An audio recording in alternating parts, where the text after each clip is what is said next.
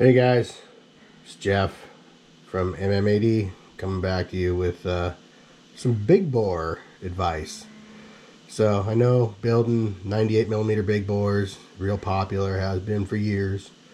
But I get this call all the time. I get calls about people wanting to know, wow, what's the best cylinder to buy? What do you recommend?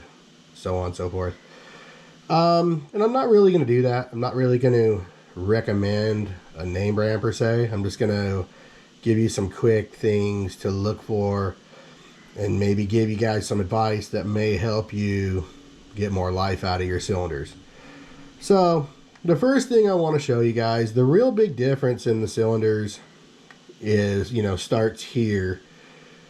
Okay, this cylinder here in particular, when you see cylinders on the outside that resemble the OEM cylinder, where they go down about a 1/4 inch from the head and then they actually indent, they shrink in. These are the cylinders here that you want to stay away from in big bores. Because the problem is when you bore these cylinders out, this wall gets thinner here all the way around. And that's where they crack. So right under the intake port, right in the back, you can see that this is one that cracked. So the cylinders you want to look for mainly are designs like these two. And these two cylinders, are very similar but a little different. This cylinder here, the Athena, you can see that as it goes down, it actually pooches outward. Not as extreme as this one, but it pooches outward.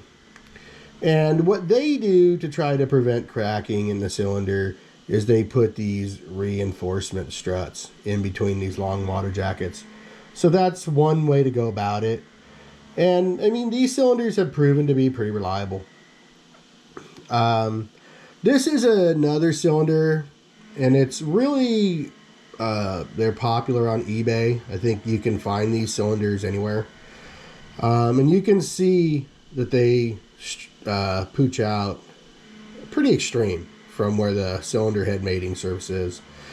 And they don't have the struts in between the water jackets, but what they do, and I don't know if I can get this on camera, is that as they go down inside this water jacket, they actually balloon out inside, and then the cylinder wall gets thicker, just about 5/16 or 3/8 of an inch down. And that makes the cylinders significantly tougher.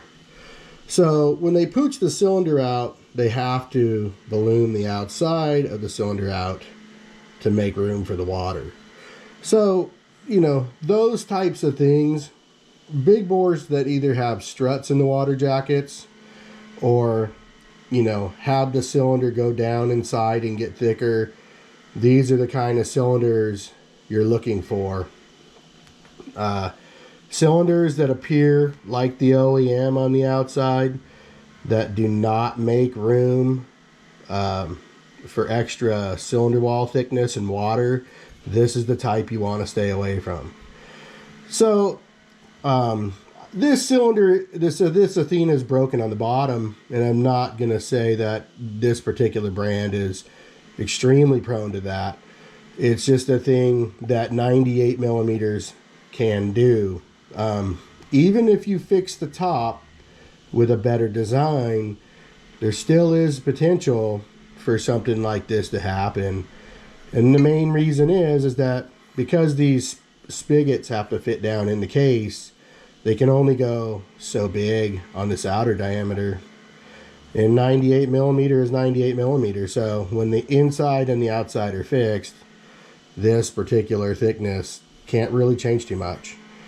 So you can see that this particular cylinder is a pretty similar thickness. Now, I don't usually see this kind of breakage unless it's a super high performance machine or it's been out in service a long time.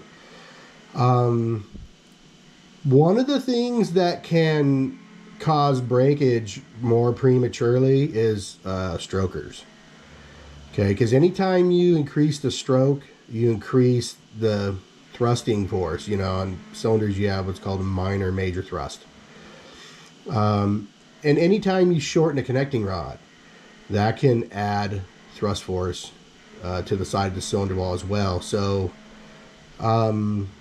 shorter strokes are going to make the cylinders live longer. Longer rods are going to make the cylinders live longer.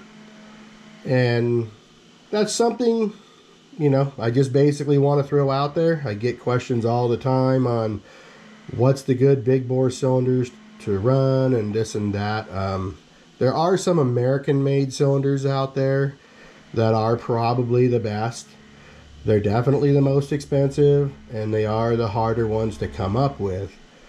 But for most guys, recreational use, duning, you know, light racing and stuff like that, you know, some of these better designed cylinders over here hold up pretty dang good.